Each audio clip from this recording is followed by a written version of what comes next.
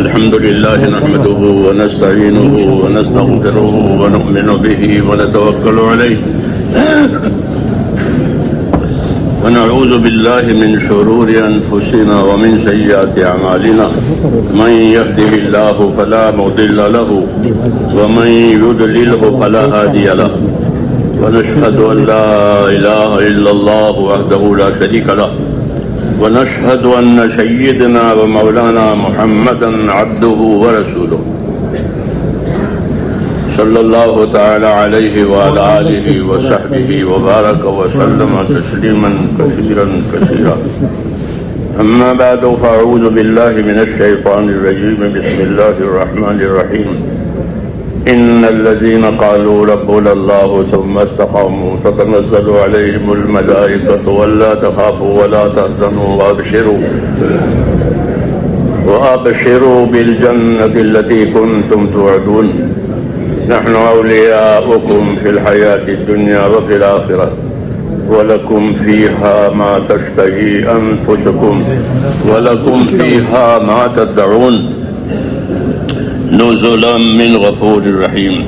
ومن أحسن قولا ممن دعا إلى الله وعمل صالحا وقال إنني من المسلمين.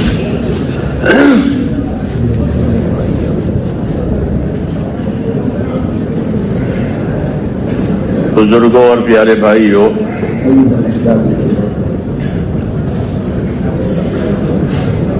حدیث پاک میں یوں ہے کہ الناس معادن كمعادن الذهب والفضة خيارهم في الجاهلية خيارهم في الإسلام إذا فقهوا كما قال عليه السلام.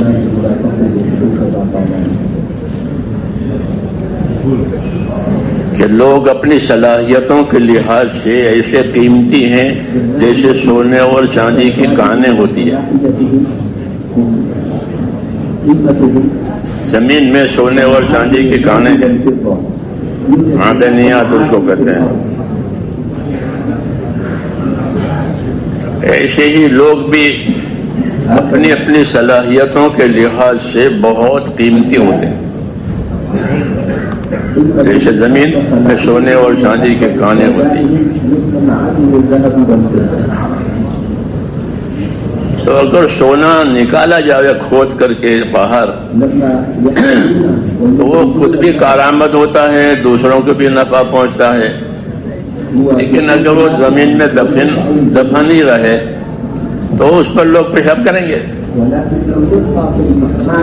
جی ہاں، اس کا کوئی استعمال نہیں ہے کیونکہ وہ زمین کے اندر ہے.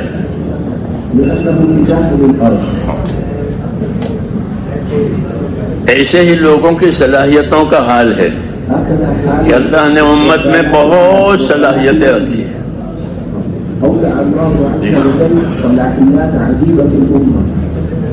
حضرت عمر کے بارے میں فرمایا کہ میرے بعد کوئی نبی ہوتا تو یہ نبی ہوتا، تو نبی ہونے کی صلاحیت ہے. جی ہاں،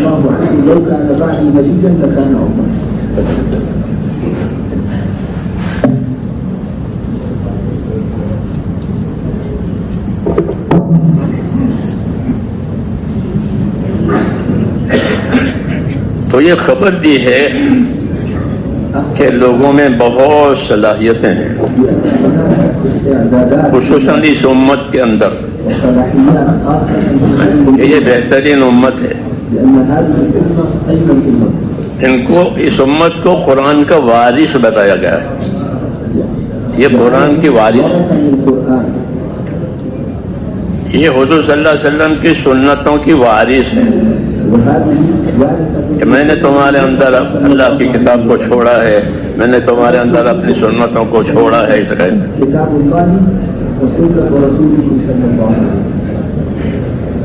تو یہ کتاب کی وارث ہے. ثم اورثنا الكتاب الذي اصطفينا من عبادنا سورہ فاتر کی آیت ہے.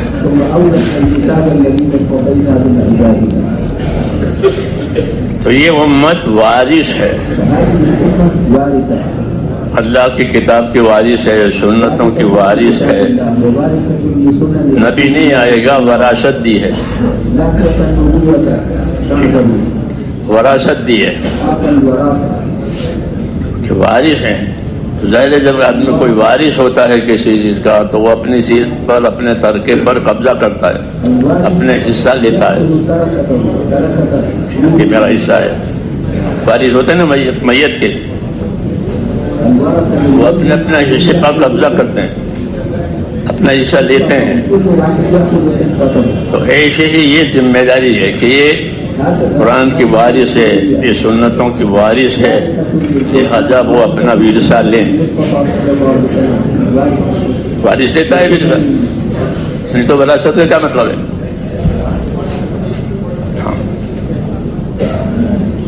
تو ایک طرح سے یہ ایک دعوت بھی ہے اور ایک طرح سے ذمہ داری کی طرف توجہ بھی ہے کہ ہم اس وراثت کو حاصل کریں۔ یہ اللہ کی کتاب کی وارث ہے، یہ سنت کی وارث ہے، اس امت کے اندر استعداد ہے، صلاحیت ہے۔ ہاں،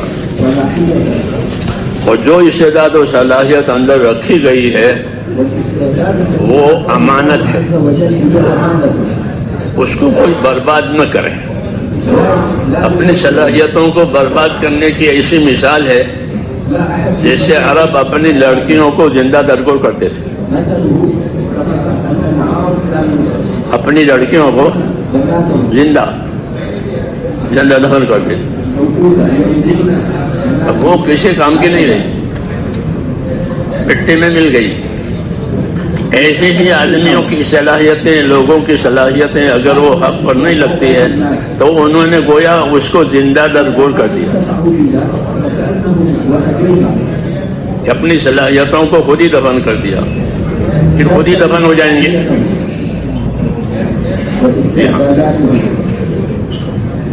اس لیے جو لڑکی دفن کی گئی ہے اس کے بارے میں سوال ہوگا، اس لڑکی سے پوچھیں گے کہ کیوں دفن کی گئی تھی، تیرا کیا گناہ تھا؟ ظاہر مجھے کوئی گناہ نہیں ہے، لیکن جنہوں نے دفن کیا ہے ان پر الزام ثابت کرنے کے لیے تو ایسے ہی یوں کہتے ہیں کہ جو صلاحیتیں اللہ تعالیٰ نے رکھی ہے زندگیوں میں وہ قیمتی ہے، اس کو کسی کام پر نہیں لگائیں گے تو جب یہ مر جائے گا تو دفن ہو جائے گی۔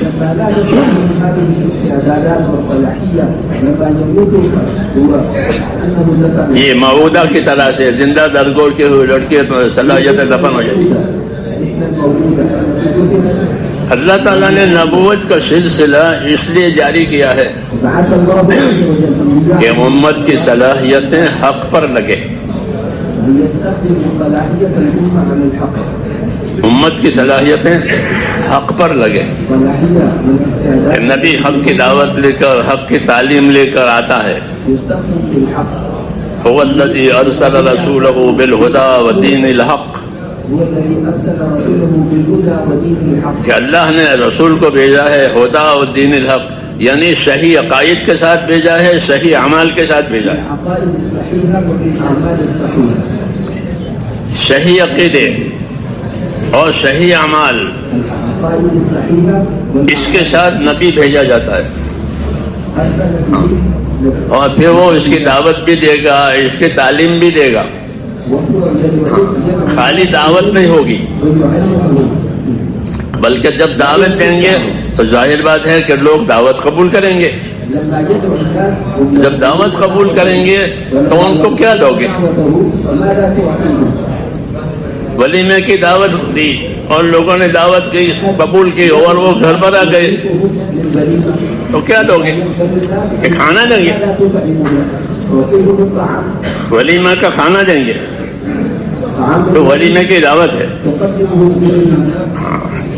ہم لوگوں کو دعوت دے کر کیا دیں گے؟ کہ ہم لوگوں کو دعوت دے کر کے دین کا علم دیں گے کہ دیکھو یہ ہمارا دین ہے، ہمارے یہ عقیدے ہیں، ہمارے یہ اعمال ہیں، ہمارے یہ اخلاق ہیں، ہماری یہ ذمہ داری ہے۔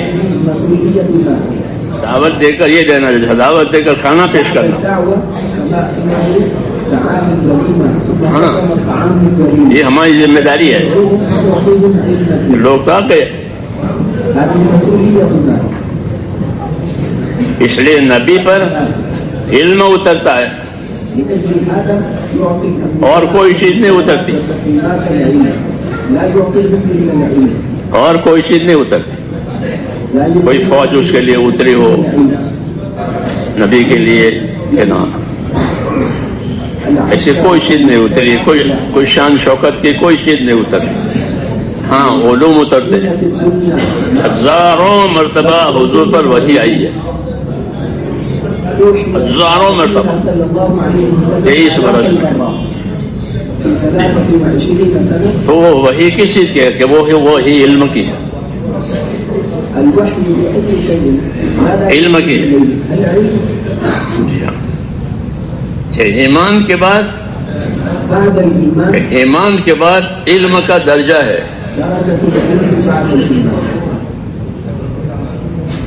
کہ ایمان لائے اللہ پر، تو اب پوچھو اللہ تعالیٰ سے کہ ہم کو پھر اب کیا کرنا ہے؟ ہم آپ پر ایمان لائے تو ہمیں کیا کرنا ہے؟ تو اللہ علم اور عمل دو دیں گے۔ اللہ کہتے ہیں کہ میں نے پیدا کیا تو تم کو عبادت کے لیے پیدا کیا ہے، تو پھر عبادت کے لیے علم چاہیے۔ اس لیے آپ کے یہاں تیسرا نمبر نماز کے بعد، نماز کے بعد جی ہاں یہ ترتیب ہے، یہ ترتیب ہے کہ اللہ نے ہم کو عبادت کے لیے پیدا کیا ہے اور عبادت کے قبول ہونے کے لیے ایمان شرط ہے۔ الحمدللہ ایمان لے آئے، ایمان ہوئی، ایمان ہوا، عبادت ہوئی، لیکن عبادت صحیح کرنے کے لیے کہ اس کو سیکھنا پڑے گا۔ اس لیے حضور صلی اللہ علیہ وسلم اپنے بارے میں فرماتے تھے کہ مجھ کو اللہ نے داعی بنایا ہے، مجھ کو اللہ نے داعی بنایا ہے اور مجھ کو اللہ نے مبلغ بنایا ہے۔ مبلغ کس چیز کے ہیں کہ دعوت کی وجہ سے جو ذمہ داریاں آئے گی اس کی تعلیم دینے کے لیے مبلغ ہے، کہ اللہ کی دعوت قبول کر لی، مسلمان ہو گئے، ایمان لے آئے، اب کیا کیا ذمہ داریاں ہیں اس کی تبلیغ ہوگی، وہ بات پہنچائی جائے گی۔ جی ہاں کہ یہ ذمہ داری ہے۔ اس لیے اصل ذمہ داری وہی ہے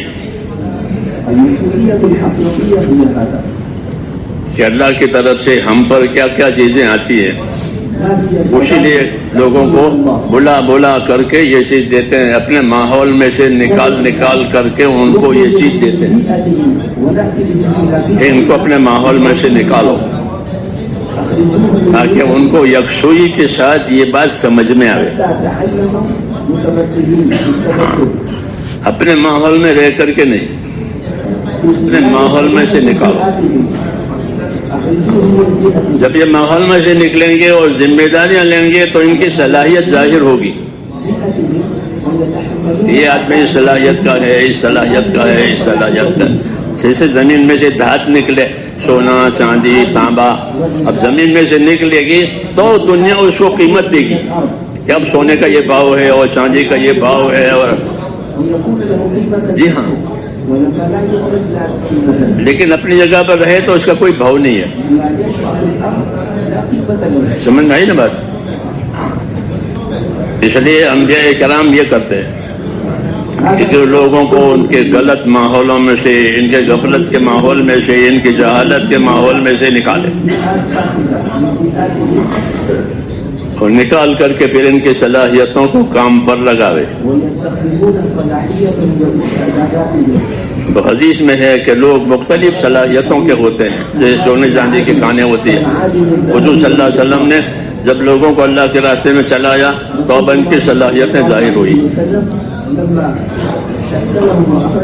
ان کی صلاحیتیں ظاہر ہوئی کہ یہ ابو بکر صدیق ہیں، یہ فاروق اعظم ہیں، یہ سعد بن ابی وقاص ہیں، یہ ابو الدرداء حکیم الامت ہے، یہ ابی بن کعب پوری امت کا قاری ہے، اس سے بڑا کوئی قاری نہیں ہے۔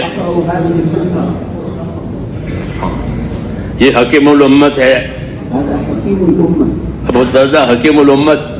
أبو الدرداء رضي الله عنه جی ہاں، اللہ نے ان کو حکمت دی تھی. أعطاه الله عز وجل ملک شام ان کو بھیج دیا تھا حضرت عمر نے کہ شام والوں کی تربیت کرو. بعثه إلى بلدة الشام.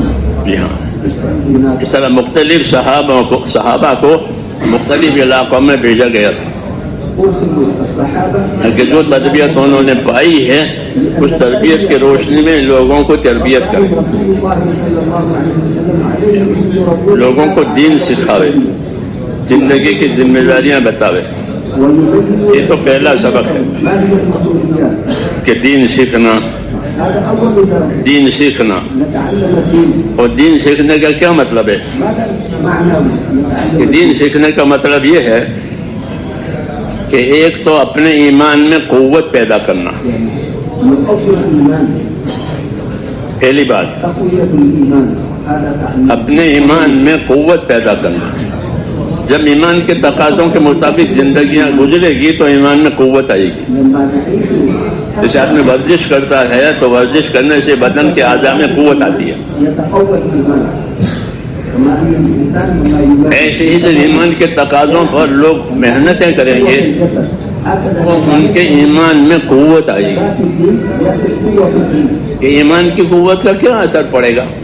ماذا يكون القوة في الإيمان؟ سب ایمان والے ہیں کہ ایمان کی قوت کا یہ اثر پڑے گا کہ ایمان کی قوت کی وجہ سے فرائض ادا کرے گا، وقوة الإيمان هو يؤدي الفرائض. حرام سے بچے گا، يهتم بالفرائض يجتنب عن الحرام. يترك حرام سے بچے گا کہ یہ حرام ہے هذا کہ حرام نہیں کرتے، يتركه. یہ فرض ہے کہ نہیں چھوڑتے، اس کو کریں گے. فرض لا يتركه في أي حال. حرام سے بچنے کے لیے، فرائض کو ادا کرنے کے لیے اور دین کے جو جو حقوق اور تقاضا ہیں ان کو ادا کرنے کے لیے ایمان کی قوت ضروری ہے. وبالنسبة لكل الأوامر والطلبات فهذا يحتاج إلى قوة. اگر ایمان کی قوت نہیں ہوگی تو فرائض میں کوتاہی کرے گا، هو يقصر في الأداء. نمازوں میں، زکاتوں میں، جو اللہ کے فرائض ہیں، نماز، روزہ، زکات، حج، یہ عبادت کے فرائض ہیں. الصوم والزكاة والحج هذه من یہ عبادت کے فرائض کہلاتے ہیں.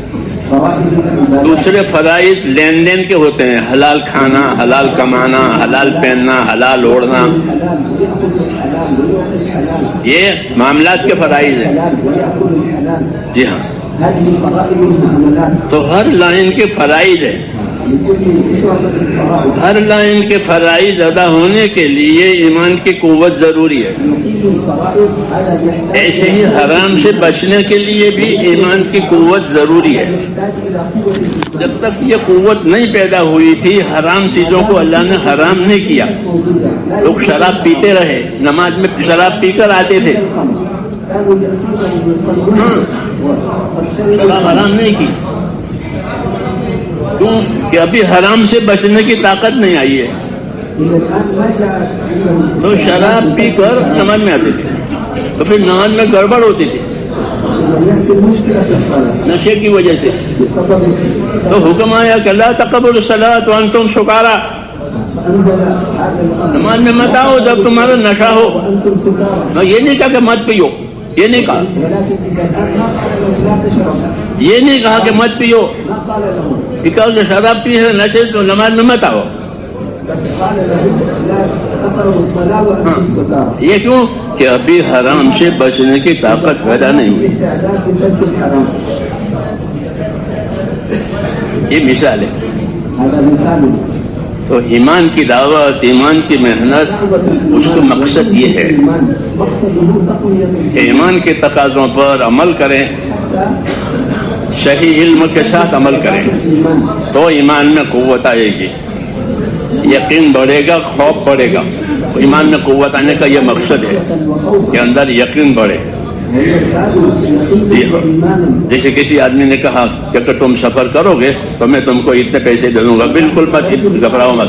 تب اس کو اطمینان ہو جاتا ہے کہ جب میرا سفر ہوگا تو یہ مجھے پیسے دے دیں. فالآن هي ایسے اللہ کے وعدے ہیں کہ تم فلانا کام کرو گے تو میں تمہیں یہ کروں گا. هكذا تو جب یقین بن جاتا ہے تو پھر اطمینان ہو جاتا ہے باتوں پر، اور یقین نہیں بتا تو باتوں پر اطمینان نہیں ہوتا۔ اس لیے محنت کرائی جاتی ہے کہ محنت سے یقین پیدا ہوتا ہے۔ حضرت فرماتے تھے آدمی کا یقین اس کی محنت سے ہوتا ہے۔ اگر وہ مٹی پر بھی محنت کرے تو مٹی والا یقین ہوگا۔ جی ہاں، ہمارے ان ملکوں میں مٹی کے برتن بنتے ہیں، وہ مٹی ہے، کوئی قیمتی سامان یا قیمتی مٹیریل نہیں ہے، گارا ہی گارا ہے، لیکن اس کی محنت سے ایک شکل بن گئی، مٹکا بن گیا، سراہی بن گئی۔ تو دیکھو بازار میں وہ لے کے بیٹھتے ہیں مٹی کے برتن، اس کی تجارت کرتے ہیں، کوئی سونے چاندی کے نہیں ہے، لیکن اس کی محنت پر لگی تو شکل بنی ہے۔ حضرت فرماتے تھے کہ آدمی کی محنت سے شکلیں بنتی ہیں، پھر شکلوں کا یقین آتا ہے۔ تو یہ تو مٹی کے مکان بناتے ہیں، جو مالدار ہوتے ہیں وہ بڑی بڑی بلڈنگیں بناتے ہیں اور کرایہ پر دیتے ہیں، اور بیٹھے بیٹھے کھاتے ہیں۔ ہاں، اب کوئی پریشان نہیں، مکان ہے، کرایہ پر دے دیے ہیں، تو یہ مٹی کے برتن بنا کر، یہ مٹی کے مکان بنا کر، کہ ان کی محنت سے ان کو اس کا یقین ہو گیا ہے کہ یہ ہمارا ہے نا، یہ کرایہ پر دیے ہے، تو یہ کہ یہ برتن ہے، یہ بیچ کر کے آپ کا قرضہ دے دوں گا۔ تو قرض والا آتا ہے کہ آپ نے دودھ کے پیسے نہیں دیے ہیں، تو وہ کہتے ہیں بس برتن بک جائیں گے، آپ کے دودھ کے پیسے دے دوں گا۔ تو آدمی کی محنت سے اس کا یقین بنتا ہے۔ حضرت فرماتے تھے کہ اپنے عملوں پر محنت کرنے سے عملوں والا یقین آئے گا، جیسے ان کو چیزوں والا یقین آیا کہ میں نے یہ بلڈنگ بنائی ہے، اس کے کرائے سے میرا کام چل جائے گا، یہ مٹکے سے۔ تو آدمی عمل پر محنت کرے تو اس کو اپنے عمل کا یقین ہوگا کہ نماز پڑھیں گے اور اللہ مدد کرے گا، کیونکہ نماز پر اللہ کا وعدہ ہے، انی معکم لئن اقمتم الصلاۃ وآتیتم الزکاۃ وآمنتم برسلی، کہ میں تمہارے ساتھ ہوں اگر تم نماز قائم کرو گے اور زکاتیں دو گے اور رسول کا اتباع کرو گے تو میں تمہارے ساتھ ہوں۔ اب کسی چیز کی ضرورت نہیں، اللہ ہے، لیکن چونکہ اس لائن کی محنت نہیں ہے اس لیے اس لائن کا یقین نہیں ہے۔ عقیدہ ہے کہ بات صحیح ہے، بات حق ہے، مگر یقین نہیں بنا۔ عقیدہ بننا الگ ہے، یقین بننا الگ ہے۔ عقیدہ تو سب کے صحیح ہے، کوئی مشرک منافق نہیں ہے الحمدللہ ہمارے اندر۔ وہ تھے ایک زمانے میں منافق، چھٹ گئے وہ، اب جتنے ہیں سب مخلص مومن ہیں، گنہگار ہیں، یہ بات ٹھیک ہے مگر ہے مخلص۔ جی ہاں، ان میں کوئی نفاق نہیں ہے، لیکن عمل میں کمی ہے۔ جی ہاں، عمل میں کمی ہے، یقین کے لحاظ سے، اتباع کے لحاظ سے عملوں میں کمی ہوتی ہے۔ ایک تو یقین کے لحاظ سے کمی ہوتی ہے۔ جی ہاں، کہ یقین کی مثال ایسی ہے جس کے 2 اور 2 کتنا، اس میں کوئی شک نہیں کرے گا کہ 2 اور 2 4 ہی ہوتے ہیں، 3.25 نہیں ہوتے، 4.25 نہیں ہوتے، 2 اور 2 4۔ ایسے ہی پکی بات کہ اللہ جو بات کہے وہ تو 2 اور 4 کی طرح، کوئی شک نہیں، تو یقین آ جاتا ہے کہ ہم نماز پڑھیں گے اور مدد آئے گی، دعا مانگیں گے اور مدد آئے گی۔ یقین۔ میں نے پہلی مرتبہ جب نظام الدین میں اپنا چلہ لگا کر پہنچا تو حضرت جی بیان کر رہے تھے اور ایک قصہ سنا رہے تھے ابی بن کعب کا، کہ ابی بن کعب اپنے ساتھیوں کے ساتھ سفر کر رہے تھے اور بارش ہوئی راستے میں، انہوں نے دعا مانگی یا پروردگار بارش تو ہونی چاہیے سب کی ہے مگر میرے کپڑے نہ بھیگے، میرے کپڑے نہ بھیگے، یہ دعا مانگی۔ پھر سفر ختم ہو گیا، سب لوگ پہنچ گئے منزل پر، جو سب بھیگے ہوئے ہیں، ایک کورے ہیں، ان کے کپڑے نہیں بھیگے۔ تو حضرت عمر نے فرمایا کہ وہی یہ کیا بات ہوئی، تمہارے کپڑے نہیں بھیگے ہم سب بھیگ گئے، کہ میں نے اللہ سے دعا مانگی تھی۔ یہ سنا رہے تھے حضرت، پہلا قصہ میں نے یہ سنا تھا۔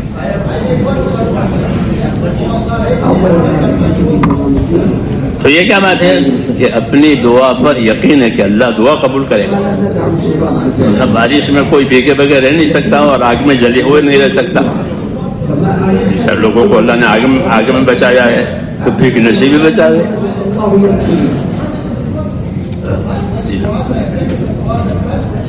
تو یہ کیا بات ہے کہ یہ یقین کی بات ہے، یقین کہ اللہ سب کچھ کرنے والا ہے، آگ میں بھی بچاوے، پانی میں بھی بچاوے، بھیگنے نہ دے، جلنے نہ دے۔ یہ یقین کی بات ہے۔ تو یہ یقین آدمی کو ایک تو محنت سے ملتا ہے، دوسرا صحبت سے ملتا ہے، صحبت سے ملتا ہے، نبیوں کی صحبت سے یہ یقین ملتا ہے۔ پھر جتنی اچھی صحبت اتنا اس کے اندر قوت آتی ہے، اسے کہتے ہیں اپنی صحبتیں اچھی رکھو، اپنی محنتیں بھی اچھی رکھو۔ جی ہاں، کہ ہماری محنت اعمال والی وہ اچھی محنت کہلاتی ہے۔ جی ہاں، کہ اچھی محنت کہ اپنے عمل کو اچھے سے اچھا بناؤ۔ وَأَحْسِنُوا إِنَّ اللَّهَ يُحِبُّ الْمُحْسِنِينَ، اچھی طرح عمل کرو، اللہ اچھی طرح عمل کرنے والے سے محبت کرتے ہیں۔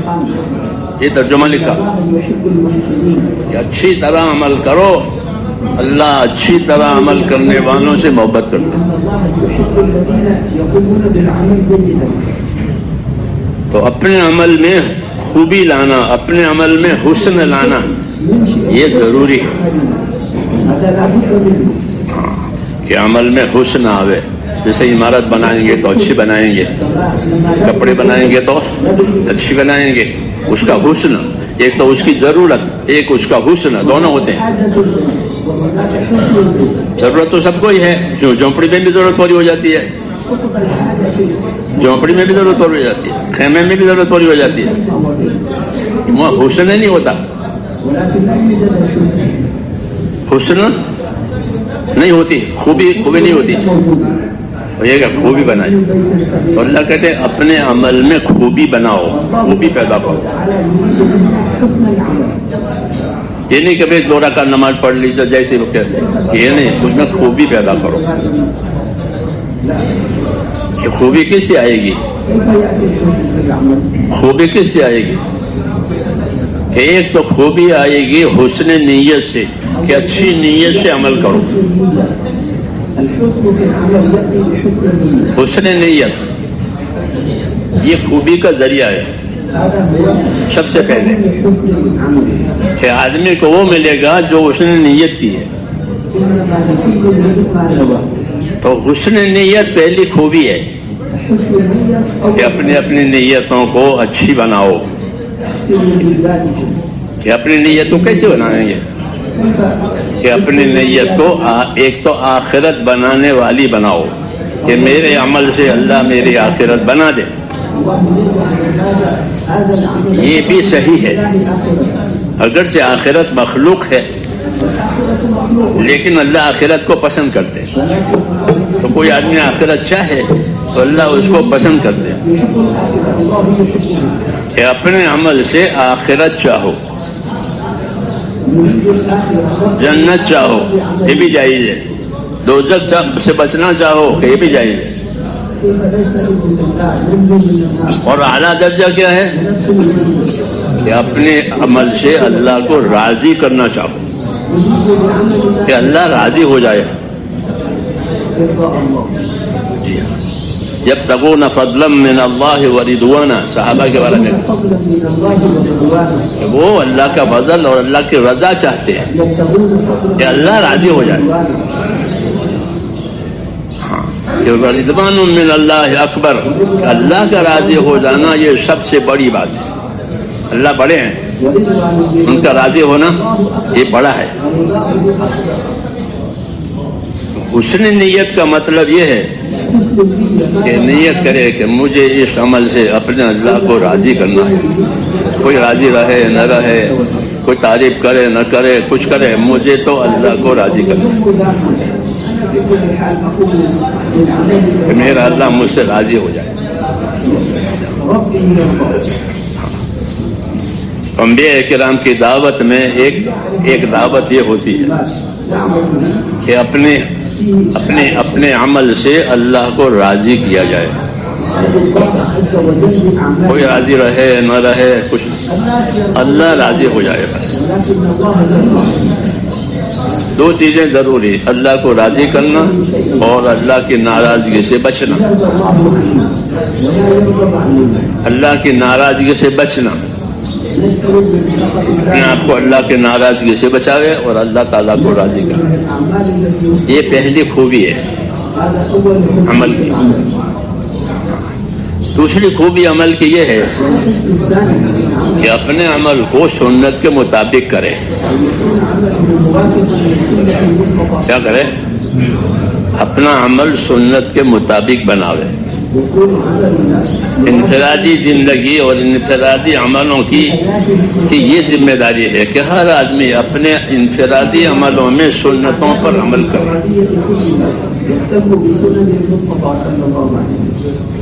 مجموعی طور سے نصرت کی ذمہ داری ہے کہ سب کے سب اپنے دین کے مددگار بنو.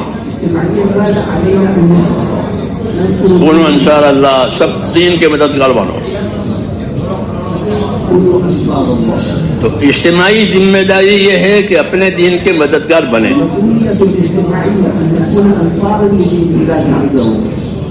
سب کے سب. اس کی مثال ایسی ہے جیسے کنگھی کے دندانے، کنگھی کے سارے دندانے مل کر بال کی گتھیاں سنوارتی ہیں. ہوتا ہے نا، سب مل کے کرتے ہیں. ایک دندانہ نہیں کرے گا، دو دندانے نہیں کریں گے، وہ سب مل کر. دین کے مسائل، دین کی نصرت حل کرنے کے لیے کہ ہمارا اس طرح جڑنا ضرور، جیسے کنگھی کے دندانے تو اسنان المشط، کہ کنگھی کے دندانوں کی طرح اس طرح جوڑے رہو اور پھر بالوں کی گتھیاں سنوارو.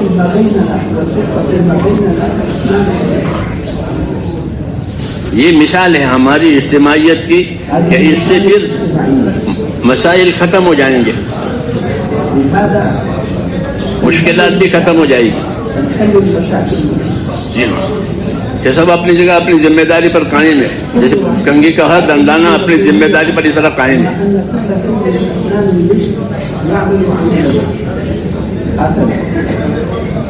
اس کو نصرت کہتے ہیں. کیا کہتے ہیں؟ کہ اس کو نصرت کہتے ہیں. کہ جب مل کر کے اپنی ذمہ داریاں پوری ہوگی تو سب مل کر کے یہ ذمہ داریاں پوری کریں گے تو نصرت ہو جائے گی دین. نصرت کا کیا مطلب ہے؟ نصرت کا لوگ ترجمہ کرتے ہیں مدد کرنا. یہ ترجمہ کرتے ہیں نصرت کے معنی مدد کرنا. یہ ترجمہ صحیح ہے، لیکن نصرت کا اصل ترجمہ ہے پانی پہنچانا. آپ لغت دیکھو گے تو لغت میں جو اصلی ترجمہ نصرت کا ملے گا وہ ہے پانی پہنچانا زمین کو.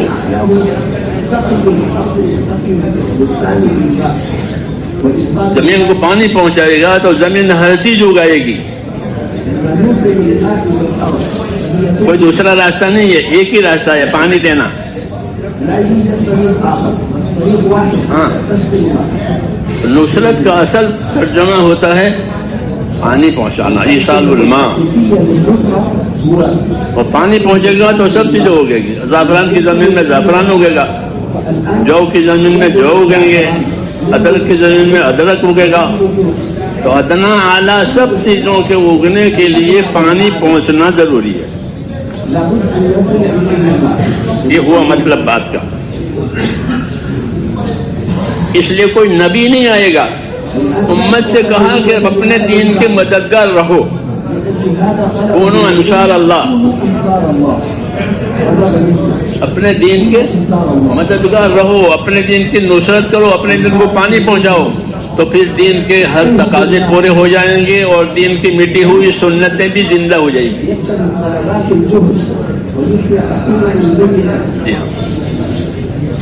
دونوں چیزیں ضروری. ایک تو تقاضے ہیں، ہمارے یہاں بیمات بھیجو،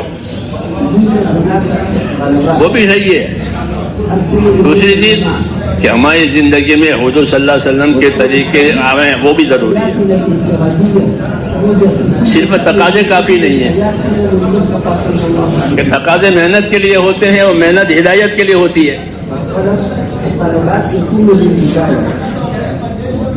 تقاضے محنت کے لیے اور محنت کے لیے، محنت کے لیے. محنت کے لیے نہیں ہوتی، محنت ہدایت کے لیے ہوتی ہے. اذان کے لیے نہیں ہوتی، اذان نماز کے لیے ہوتی ہے. اس لیے محنت کی اہمیت اس لیے ہے کہ محنت کی وجہ سے صحیح راستہ ملتا ہے. اس لیے محنت کی قیمت ہے. ہر محنت کی قیمت اس کے ثمرے کی وجہ سے ہے. ہر محنت اس کے ثمرہ اور نتیجے کی وجہ سے وہ محنت قیمتی ہوتی ہے. سونار کی محنت، لوہار کی محنت، دونوں میں فرق ہے. سونار کی محنت زیور بناتا ہے، بڑا کاریگر ہے، جی ہاں، اور لوہار بھی ہے، لیکن فرق ہے. ہاں، تو محنت کی قیمت جو ہوتی ہے وہ اس کے نتیجے کی وجہ سے ہوتی ہے. اگر ہماری محنت ہم کو اتباع پر لے جاوے تو ہماری محنت قیمتی ہے. یہ آخری بات ہے.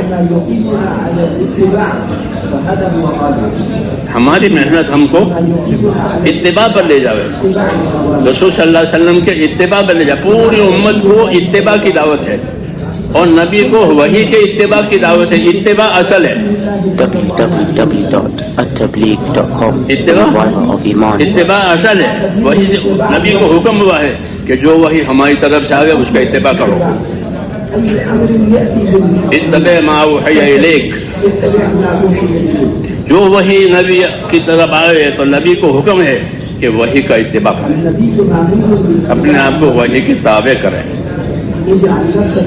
اور امت کو حکم ہے کہ اپنے آپ کو نبی کا اتباع کرو، نبی کا اتباع کرو. نبی کا اتباع عقیدے میں بھی ہوتا ہے، عمل میں بھی ہوتا ہے، دونوں میں، عقیدے میں اور عمل میں، سب چیزوں میں نبی کا اتباع کرو. ان کے قدم بقدم چلو. اتباع کرنا نہیں ہوتا ہے، ان کے قدم بقدم چلو. تو اتباع جو ہے وہ مذہب کی جان ہے. اتباع وہ مذہب کی جان ہے. ہمارے مذہب کی جان اپنے نبی کا اتباع ہے. ہم کسی کا اتباع نہیں کریں گے سوائے محمد صلی اللہ علیہ وسلم کے، اور کسی کی عبادت نہیں کریں گے سوائے اللہ کے.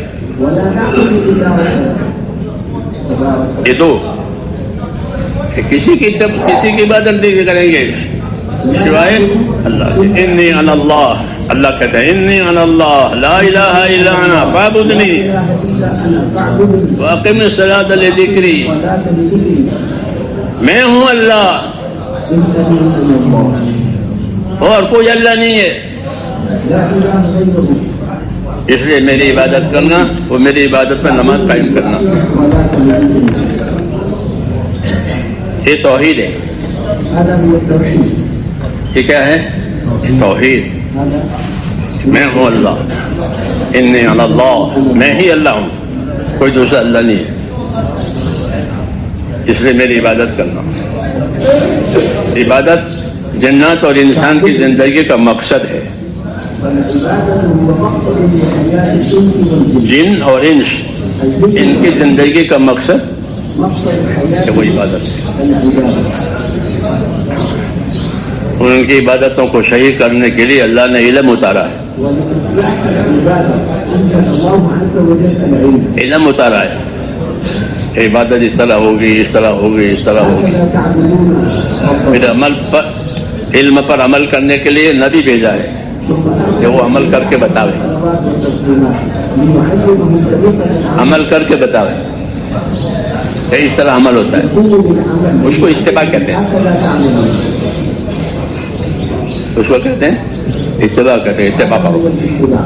کہ صحیح علم بھی حاصل کرو، پھر صحیح عمل بھی کرو. نتعلم العلم. یہ مقصد ہے دعوت کا، یہ مقصد ہے تعلیم کا، یہ مقصد ہے محنت کا هذا هو مقصد الوجود. کہ زندگی ہماری اتباع پر آ جاوے. يأتي حياتنا على الاتباع في الاتباع. یہی مقصد ہے، کیونکہ ہر محنت کسی مقصد کے لیے ہوتی ہے، کسی ثمرے کے لیے ہوتی ہے. تو ہماری محنت کا مقصد یہ ہے ومقصد وجودنا کہ ہماری زندگی يكون على الاتباع. حضور صلی اللہ علیہ وسلم کے اتباع پر آ جاؤ. اتباع النبي. اس کی دعوت دیں گے، اس کی محنت کریں گے، اس کی فضا بنائیں گے، هذا ونجتهد في هذا ونكون اس کی فضا بنائیں گے. البيئة لهذا. لیکن اس فضا کا اثر یہ ہوگا کہ ہماری انفرادی زندگی حضور صلی اللہ علیہ وسلم کے طریقوں پر آ جائے. ہر آدمی اپنے انفرادی زندگی میں اتباع کرنے والا، اجتماعی زندگی میں نصرت کرنے والا. الحياة الاجتماعية ينصر بدينها. اجتماعی میں الحياة الانفرادية نصرت، اجتماعی طور پر نصرت کریں گے، مدد کریں گے، قربانی دیں گے تاکہ ہر فرد حضور صلی اللہ علیہ وسلم کے طریقے پر آ جائے. ننصر الدين حتى يقيم كل فرد على اجتماعی محنتیں جتنی ہوتی ہے وہ انفرادیت کو طاقت دینے کے لیے ہوتی ہے. الاجتماعية قاعدہ ہے بقوة الانفرادية. کہ کوئی کمپنی بنا کر کاروبار کرتے ہیں، الناس يكبرون کیا مطلب ہے شركة للعمل کہ کمپنی کا ہر ممبر مالدار ہو جائے حتى یا غریب ہونے کے لیے کرتے يكون من الشركة يكون غنيا يصير غنيا. کھوٹ کھانے کے لیے کمپنی بنائیے ہے نا. کھوٹ کھانے کے لیے کوئی کمپنی نہیں ہوتی. لا يصنع شركة جتنی شرکتیں جتنی کمپنیاں ہیں وہ کمپنی کے ممبران کو مالدار بنانے کے لیے ہے. كل فرد من أصحاب الشركة اس لیے کمپنی بنتی ہے شرکت. کہ ہمارا بھی یہی ہے کہ ہم مل جل کر کے اس لیے بنائیں گے کام اور اس لیے کام کریں گے کہ ہمارا ہر آدمی مومن بنے، متقی بنے. مؤمنا متقيا. کیا بنے؟ مومن بنے، متقی بنے. كل فرد منا يصير مؤمنا متقيا. ہر آدمی ہمارا اس لیے مل جل کے محنت کریں گے ونقوم بالجهد مع بعض. تاکہ انفرادی زندگی میں ہر آدمی مومن اور متقی بنے. نكون في حياتنا الانفرادية مؤمنين متقين. کہ ایمان کے بغیر قبولیت نہیں ہے.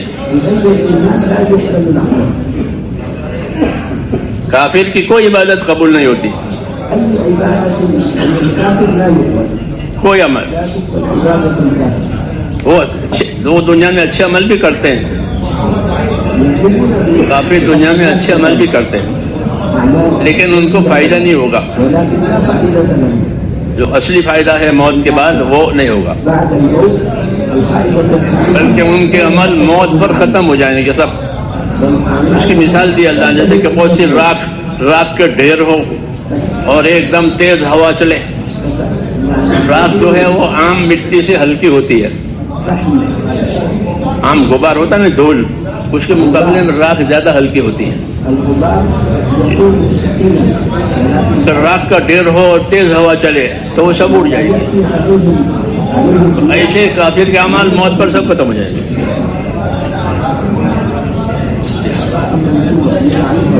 ہمارے عمل موت پر نہیں ختم ہوں گے. ہمارے عمل کا اصلی بدلہ موت کے بعد ملے گا. اس کی برکات آخر دنیا میں دیں گے، بدلہ موت کے بعد دیں گے. یہ عمل کی دعوت دی ہے، عمل کی تعلیم دی ہے کہ اپنے عمل کو صحیح بنایا جائے. یہ دعوت کا مقصد یہی ہوتا ہے، صحیح ایمان آوے، صحیح علم آوے، صحیح عمل آوے، اور پھر اس کی دعوت ہو تو اس سے صحیح ماحول بنے گا، صحیح ماحول بنے گا، صحیح معاشرہ بنے گا، کہ صحیح ماحول پر، صحیح معاشرت پر، دین پر جینا آسان ہو جاتا ہے۔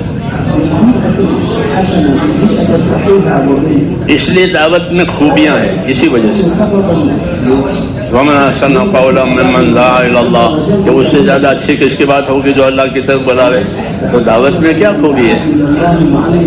کہ دعوت کی خوبی یہ ہے، ایک تو دعوت دینے والوں کی نیتیں اچھی، دعوت دینے والوں کی نیت اچھی، کہ ان کی نیت آخرت کی ہوتی ہے، ان کی نیت اللہ کو راضی کرنے والوں کی ہوتی ہے، تو اپنی نیتوں کو اچھی بنانا یہ دعوت کی خوبی ہے۔ پھر اپنے عملوں کو اچھا بنانا، کہ ہمارے اعمال اچھے ہو جائیں، یعنی صحیح ہو جائیں، حضور کے طریقے پر ہو جائیں، ہر عمل صحیح ہو اور حضور صلی اللہ علیہ وسلم کے طریقے پر ہو، حسن نیت، حسن عمل، عمل میں حسن آوے۔ تیسرا کہ اخلاق میں حسن آوے، کہ ہمارے اخلاق درست ہو جاوے۔ اللہ تعالیٰ نے امت میں اخلاق بکھیرے ہیں حضور صلی اللہ علیہ وسلم کے، حضور کے جو اخلاق تھے وہ بکھیرے ہیں، امت میں ہیں، امت میں ہیں وہ، تو اس کو لینے کا کیا طریقہ ہے؟ کہ امت سے اخلاق لینے کا طریقہ جو ہے وہ حسن ظن ہے۔ کیا ہے؟ حسن ظن، ایک دوسرے کے ساتھ اچھا گمان۔ جب ایک دوسرے کے ساتھ اچھا گمان ہوں گے تو ان کی اچھائی منتقل ہوگی۔ جیسے بدگمانی ہو گئی تو برائیاں کھلے گی، اور اچھا گمان ہے تو ایک دوسرے کی خوبی نظر آئے گی۔ اس لیے حکم ہے کہ اچھا گمان اللہ کے ساتھ بھی رکھو، اچھا گمان آپس میں بھی رکھو، ایک دوسرے کے ساتھ اچھا گمان رکھو تو اس کی خوبی نظر آئے گی، اچھے گمان کی وجہ سے۔ اللہ کے ساتھ اچھا گمان ہوگا تو اللہ کی نعمت، اللہ کی قدرت سمجھ میں آئے گی، اللہ کی مہربانیاں سمجھ میں آئے گی، اللہ نے میرے ساتھ یہ کیا ہے، میرے ساتھ یہ کیا ہے۔ تو حضور صلی اللہ علیہ وسلم فرماتے تھے کہ اللہ کے ساتھ حسن ظن رکھو، اچھا گمان رکھو۔ جابر بن عبداللہ کہتے تھے حضور صلی اللہ علیہ وسلم نے اپنی وفات سے 3-4 دن پہلے مجھے کہا کہ جابر تمہاری موت اس حالت میں آوے کہ تمہارا گمان اللہ کے ساتھ اچھا ہو۔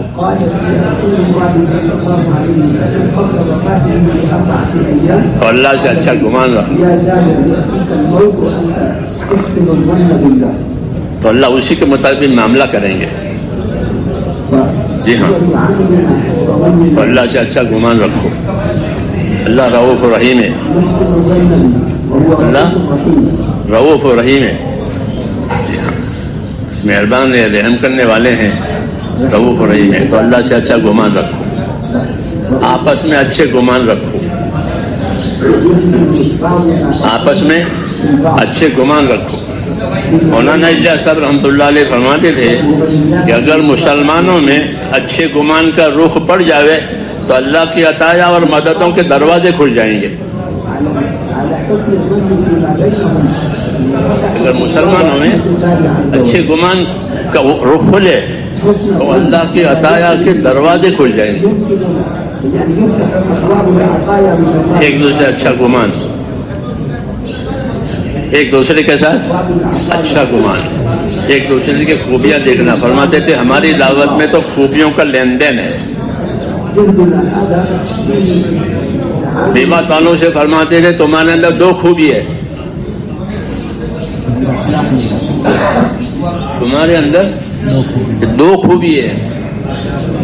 ایک خوبی تمہارے اندر یہ ہے کہ سادگی ہے، اور یہ اس وقت کی بات تھی، ابھی نہیں، ابھی وہ لوگ مالدار ہو گئے، احمد مڑی بیٹھے ہوں گے۔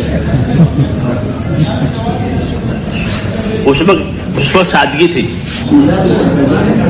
کہ تمہارے اندر دو خوبی ہے،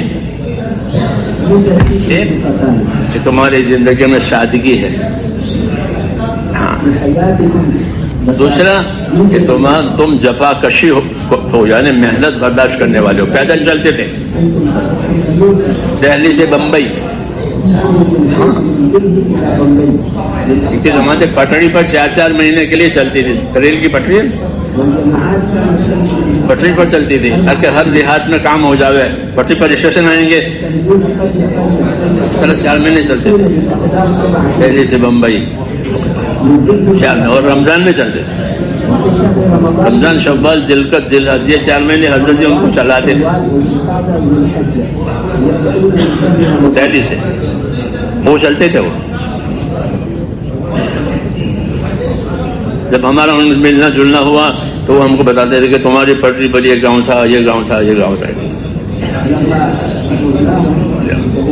ہم لوگوں کا کمانا نا جفا کشی ہے، یعنی محنت برداشت کرنے والے، مشقت برداشت کرنے والے، سادگی والے. یہ خوبیوں کا لین دین ہے. تو اچھا گمان ہونا، ایک دوسرے کی خوبیاں نظر آئے گی، ایک دوسرے کی خوبیاں نظر آئے گی. تو ان خوبیوں سے فائدہ اٹھانا، کہ ان خوبیوں والوں کو کام پر لگانا، ان سے کام سکھانا، ان سے کام سیکھنا. تو امت میں خوبیاں ہیں. یہ حسن زن کی وجہ سے خوبیاں نظر آوے.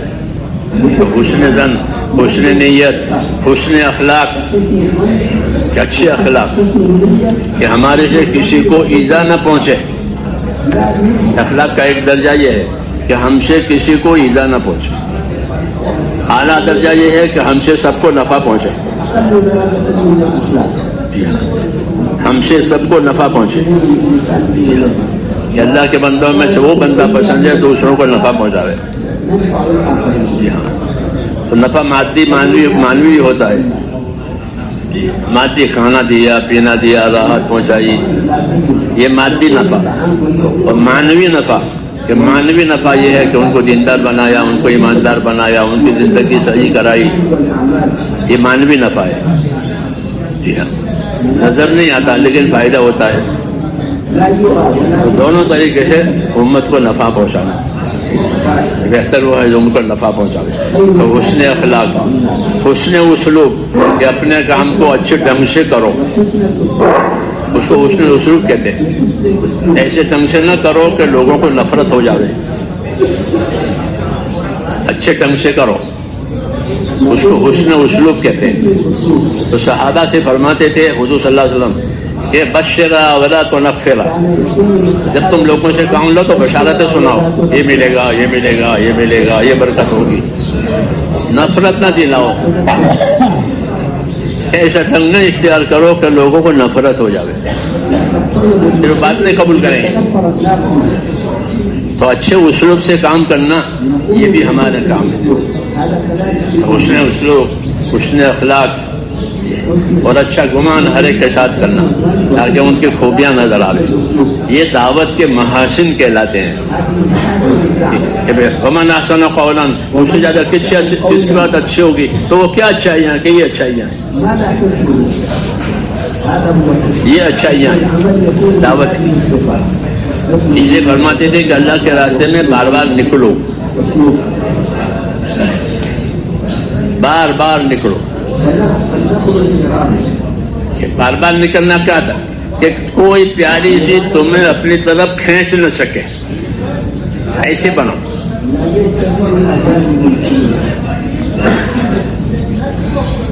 کہ بار بار نکلو، ایسے بنو کہ پیاری سی تم کو اپنی طرف نہ کھینچے.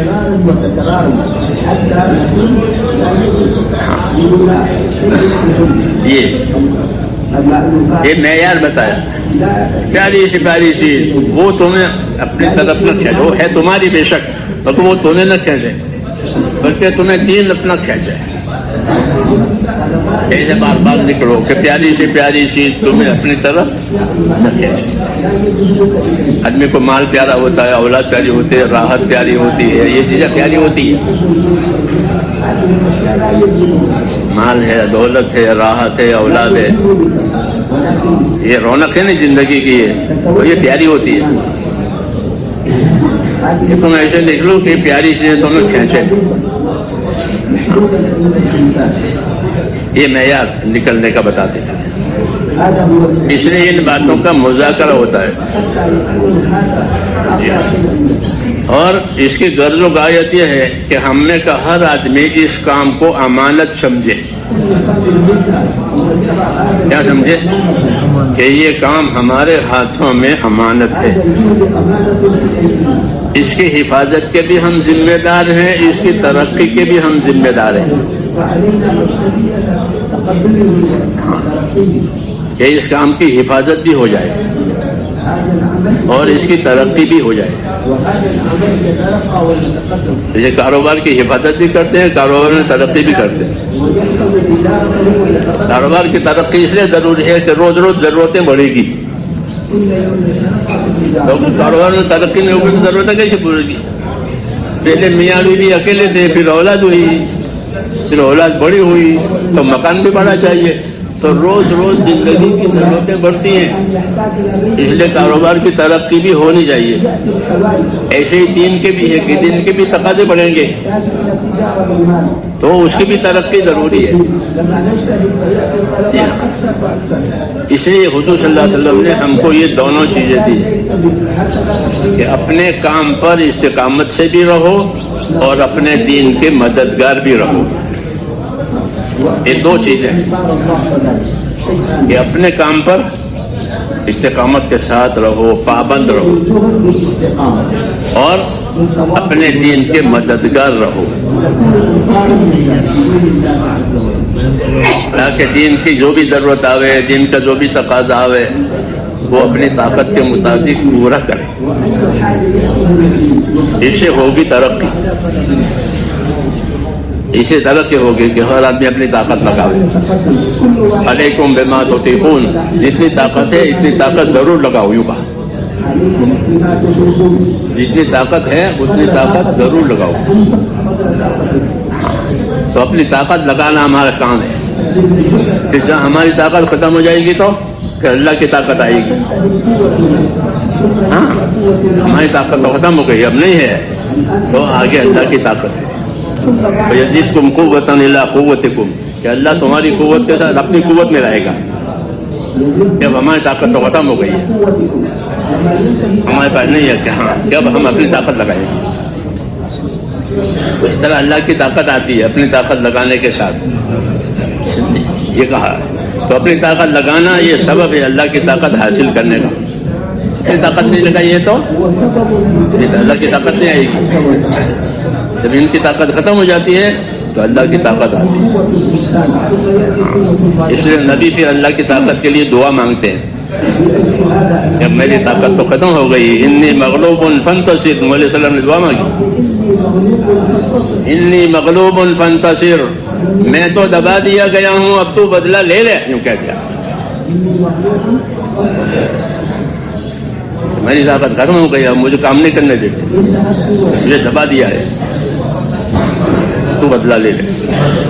ففتحنا ابواب السماء بماء منہمر، ہم نے پانی کے دروازے کھول دیا عذاب کے لیے. یہ ہوا. تو اپنی طاقت ختم ہو جاتی ہے تو اللہ کی طاقت. اس لیے کہا کہ اپنی طاقتوں کے ساتھ دعا والے بنو. کیا بنو؟ ہمارے اندر دعا اور ذکر کی بہت کمی ہے، اور یہ دونوں ہیں بہت ضروری. یہ ہمارے اندر کمی ہے. ذکر کی کمی کی شکایت تو مولانا الیاس صاحب کے زمانے سے چل رہی تھی. حضرت فرماتے ہماری جماعت میں ذکر کی بہت کمی ہے. موسیٰ علیہ السلام کو، ہارون علیہ السلام کو فرعون کے بعد دعوت دینے کے لیے بھیجا تھا تو اللہ نے فرمایا وَلَا تَنِيَا فِي ذِكْرِي، میرے ذکر میں کمی مت کرنا. جاؤ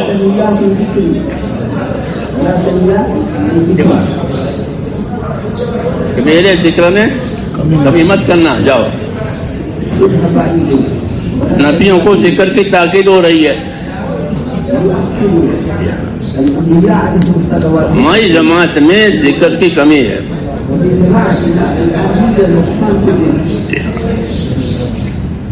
حضرت کے زمانے سے یہ بات ہے کہ میری جماعت میں ذکر کی کمی ہے.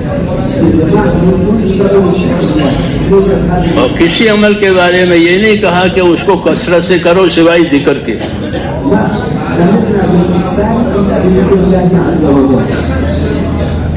ابن عباس یہ فرماتے تھے کہ کسی عمل کے بارے میں یہ نہیں کہا کہ اس کو کثرت سے کرو سوائے ذکر کے. نماز 5، زکوٰۃ 40 ماہ عیسیٰ، روزہ 1 مہینہ، حج 1 مرتبہ، یہ سب. اور ذکر کثرت سے کرو. ذکر کثرت سے کرو. ابن عباس فرماتے تھے سوائے ذکر کے کسی چیز کی کثرت کا حکم نہیں دیا.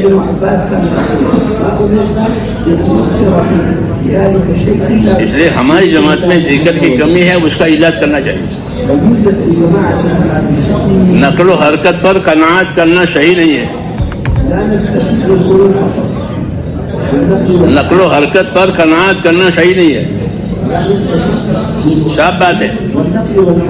جیسے کہ ہنڈیا میں خالی ڈوئی چلتی رہے، ڈوئی جو تو اسے سالن تیار نہیں ہوگا. ہوگا کہ ہنڈیا ہے اس میں ڈوئی چلا جائے، بلکہ ڈوئی چلانے کے ساتھ کچھ اور بھی ڈالنا پڑے گا تو سالن تیار ہوگا. تو نہیں یہ ہے. اس لیے حرکت پر ضروری ہے، لیکن حرکت پر قناعت کرنے کی اجازت نہیں ہے. کہ بھائی حرکت ہو رہی ہے،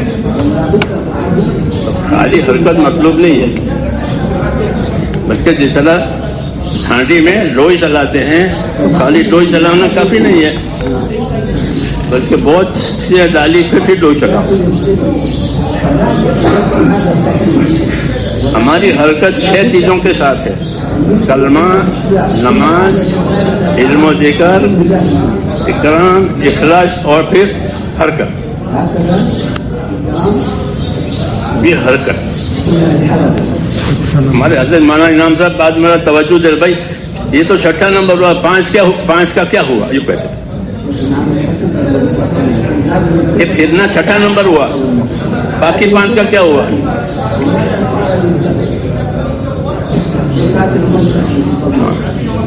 تو حرکت 5 کے ساتھ ہے. جیسے لوئی گھاٹی میں چلتی ہے تو سب چیزوں کے ساتھ چلتی ہے. وہ مسالے کو بھی ہلاوے، تیل کو بھی ہلاوے، سب چیزوں کو ہلاوے. وہ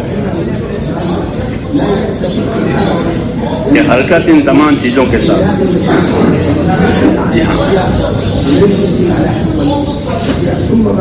پھر کیا اثر ہوگا کہ حالات بدل جائیں گے. کیا ہوگا کہ حالات بدل جائیں گے. اسے ڈوئی چلانے سے یہ سارے سالن میں ذائقہ آ جائے گا.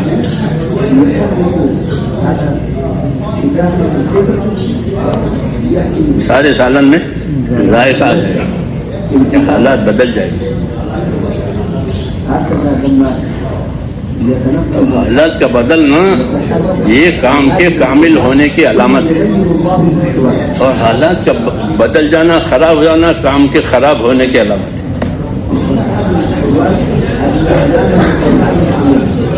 حالات بدل جائیں گے، اللہ حالات سے انعام دیتے ہیں. جب مدینہ میں بیماری تھی اور جب حضور صلی اللہ علیہ وسلم پہنچے وہاں اور کام ہوا، وہ بیماری ختم ہو گئی، وہ بیماری چلی گئی، حالات بدل گئے. بنا کہ یثرب مدینہ کا پرانا نام تھا. یثرب کا بخار، ہما یثرب مشہور تھا سارے عرب میں. یثرب کا بخار مدینہ کا بخار مشہور. بعد ملکوں کا بخار ہوتا ہے نا ہمارا. اب یہ سب بخار میں گئے ہیں ہجرت کر کے، تو وہ بیمار ہو گئے تو پھر وہ بخار چلا گیا. مدینہ کی فضا آج تک صاف ہو گئی. حالات بدل گئے. تغيرت الأحوال. تو نبی کے کام سے حالات بدلتے ہیں. بوجود الأنبياء تغير الأحوال. کیا بدلتے ہیں؟ حالات بدلتے ہیں. الأحوال تتغير بوجود الأنبياء. ذلت سے عزت میں آ جاتے ہیں، عداوت سے محبتوں میں آ جاتے ہیں. جب مدینہ والے دشمن تھے، محبت بات ہو گئی، حالات بدل جاتے ہیں نبی کے کام سے. حالات بدل جاتے ہیں. حالات سے اللہ انعام دیتے ہیں، حالات سے سزا بھی دیتے ہیں. اللہ سے دعا مانگی جائے کہ کام کے ساتھ ساتھ ہمارا کام قبول ہو جائے، ہمارے حالات صحیح ہو جائے. جی ہاں، تو کام تو اللہ نے بڑھا دیا ہے، امت میں صلاحیتیں بھی دی ہیں، اس لیے ہمارے کام کو ہم اللہ تعالیٰ کی امانت سمجھیں، اللہ تعالیٰ کی امانت سمجھے اور اپنی طاقت کے مطابق اس امانت کی حفاظت کریں. اپنے آپ کو اپنی انفرادی زندگیوں میں پابند کریں. انفرادی عمل کا پابند ہونا بھی ضروری ہے، جیسے مشورے سے جو عمل طے ہوتے ہیں اس کی پابندی ہوتی ہے، انفرادی عمل کی پابندی بھی ضروری ہے. عام طور پر ہر صحابی ایک منزل قرآن پاک کی تلاوت کرتا تھا. عام طور پر ایک لکھا ہے فضائل میں، ایک منزل قرآن کی 5 کتنے منزلیں ہیں؟ کتنے ہیں؟ شامل ایک منزل روزانہ. تو جمعہ سے جمعرات ایک قرآن شریف ختم.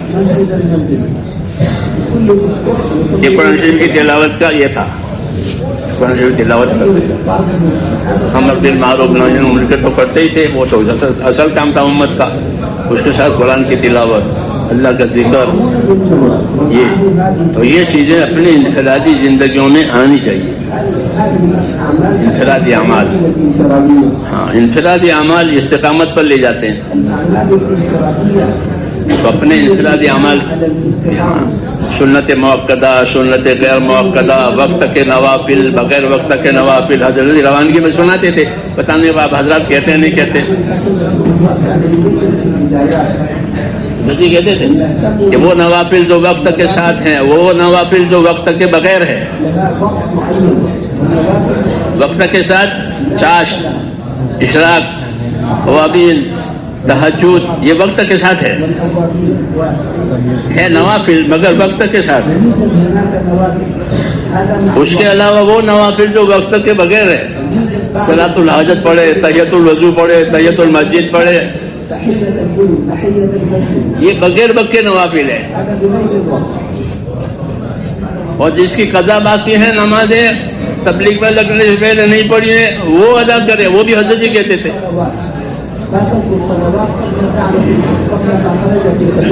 یہ فرائض ہیں، یہ سنن ہے کہ جن کی نمازیں پہلے فوت ہوئی ہے. ایسے صاحب ترتیب تو بہت کم لوگ ہوں گے کہ بالغ ہونے کے بعد کوئی نماز قضا نہیں ہوئی، یا ہوئی تو ادا کر دی، اس کو صاحب ترتیب کہتے ہیں. صاحب ترتیب بھی ہونی چاہیے ہمارے اندر، کیونکہ ہم دعوت دیتے ہیں. دعوت چلوں کی نہیں ہے، دعوت اللہ کی عبادت کی ہے. دعوت کس کی ہے؟ اللہ کی عبادت کی دعوت ہے. ہاں، عبادت کے لیے پیدا کیے ہیں. تو جدی یہ ساری بات روانگی میں کہتے تھے. وقت کے نوافل، بغیر وقت کے نوافل، پھر اپنے فرائض جو رہ گئے ہیں، چھوٹ گئے ہیں، وہ کیونکہ وہ تو واجب ہے. قضا ہو گئے ہیں تو اتنا معاف ہو گئے، قضا ہوئے تو معاف نہیں ہوئے. قضا ہو گئے، وقت سے بے وقت ہو گئے تو اس کی قضا کریں. کیوں کہ یہ اللہ کے حقوق ہیں. یہ کیا ہیں؟ کہ اللہ کے حقوق ہیں. یہ اللہ کا حق یہ ہے کہ اس کی عبادت کی جائے، وہ اللہ کا حق ہے. یہ اللہ تعالیٰ کے حقوق ہے. یہ سب چیزیں مل کر تبلیغ. خالی بریانی کے چاول سے بریانی نہیں ہو جاتی. بریانی کے چاول اگر ڈال دیے تو بریانی نہیں، بریانی کے چاول تو ہونے ہی چاہیے. باقی اور بہت چیزیں پڑے گی تو ہوگی بریانی. تبلیغ خروج سے نہیں ہوگی فقط. خروج ضروری ہے، جیسے بریانی کے چاول تو ضروری ہے، لیکن فقط بریانی کے چاول سے بریانی ہو جائے ایسا نہیں ہوگا. اس کو خوب سمجھنا چاہیے. خالی بریانی کے چاول سے بریانی بنتی ہے؟ بہت چیزیں ڈالتے ہیں، آخر میں زعفران ڈالتے ہیں. ہاں، اس کی خوشبو آتی ہے کہ آخر میں زعفران ڈالا ہے. زعفران سے پیٹ نہیں بھرتا، پتا ہے؟ ہاں، لیکن بریانی کی خوبی ہو جائے گی.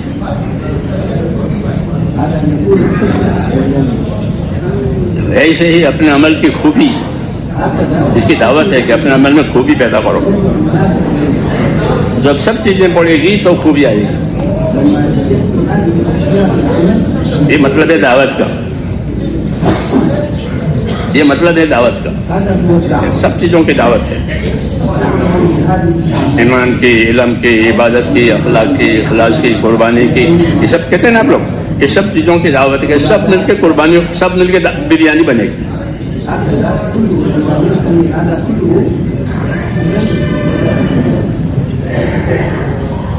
اس لیے اللہ توفیق دے اس کام کو اچھی طرح سمجھیں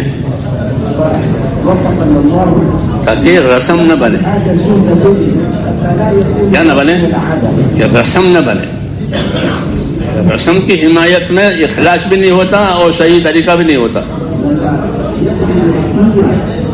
تو یہ رسم نہیں ہے بلکہ ایک حق ہے، کام ہے، اور حق کام ہے، حق ہے. اللہ اس کے اثرات پیدا کر رہے ہیں، وہ لوگ کو دلوں کو مائل کر رہے ہیں. یہ اس کے حق ہونے کی علامت ہے. یہ غیر بھی اس کو پسند کرتے ہیں. یہ کام ان کا اچھا ہے. ہاں، یہ کہتے ہیں ہمارے یہاں، اور اپنے آدمیوں کو کہتے ہیں کہ تم بھی ایسا کرو.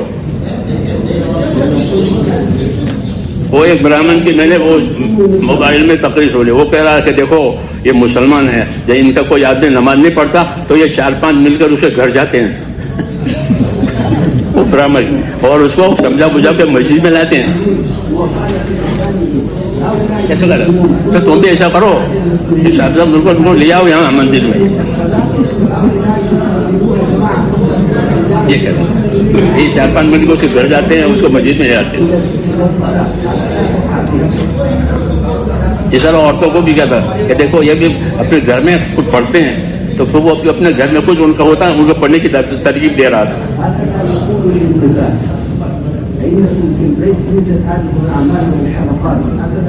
یہ وہ بھی کریں گے، ہم بھی کریں گے، کریں. وہ دنیا ہے، وہ دیکھتے ہیں. وہ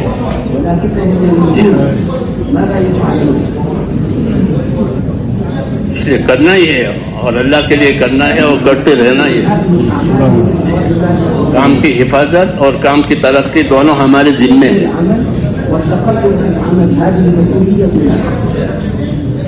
کام کی حفاظت ہوگی، کام کی ترقی ہوگی، تو پھر کام کی وجہ سے صفات پیدا ہوگی.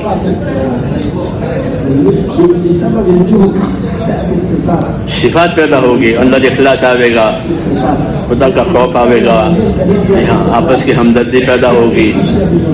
ایمان عمل کی وجہ سے محبتیں پیدا ہوتی ہیں، تو وہ اندر آئے گی، صفات پیدا ہوگی. یہ وعدے ہیں اللہ تعالیٰ کے. اس لیے اپنے آپ کو اس کام کی ظاہری شکل کے بھی پابند کرنا ہے. روزانہ کا عمل، ہفتے کا عمل، مہینے کا عمل، سال کا ہے نہیں، وہ بھی ہے. جیسے اسلام میں ہے کہ روز کی نماز، جمعہ کی نماز، عید کی نماز، تو ایسے یہاں بھی ہے کہ روز کا ہو، ہفتے کا ہو، مہینے کا ہو، سال کا ہو، کہ اپنے آپ کو اس کا پابند کریں، اور پابند کرتے ہوئے اس کی دعوت دیں. نئے لوگوں کو تیار کریں. بدن میں نیا خون آنا ضروری ہے. حضرت فرماتے تھے بدن میں خون کم ہو گیا ہے کہ نیا خون لو باہر سے. ایسے نئے لوگوں کو لانا، نئے لوگوں کا خون کم ہو جاتا ہے تو باہر سے خون دیتے نہیں تھے. ایسے کہ نئے نئے لوگوں کو اس کام پر لانا، جی ہاں، تاکہ اس کام کی ترقی کو، اس کام کا ماحول بنے۔ جی ہاں، نئے نئے لوگ آئیں گے، کام کو سیکھیں گے، پھر ان کی صلاحیتیں کام پر لگے گی تو وہ ہم سے بھی آگے نکل جائیں گے۔ ایسا بھی ہوتا ہے کہ وہ ہم سے بھی آگے نکل جائیں گے، کیونکہ خدا نے ان میں صلاحیت رکھی ہے۔ ہماری دعوت کے ذریعے سے امت کی صلاحیتوں کا حق پر لگنا اور ہم کا حق اور ہمارا ہم اس پر ثابت رہنا۔ جب پہلا طبقہ ثابت رہے گا تو بعد والا سب کا بھی قائم رہے گا۔ حدیث میں صحابہ سے کہا کہ تم جتنے قائم رہو گے تمہارے بعد والے اتنے قائم رہیں گے۔ صحابہ سے کہا جاتا تھا کہ تم جتنے قائم رہو گے تمہارے بعد والے اتنے قائم رہیں گے۔ جی ہاں، تو کریں گے انشاءاللہ۔ ہاں، اللہ تعالیٰ نصیب کرے۔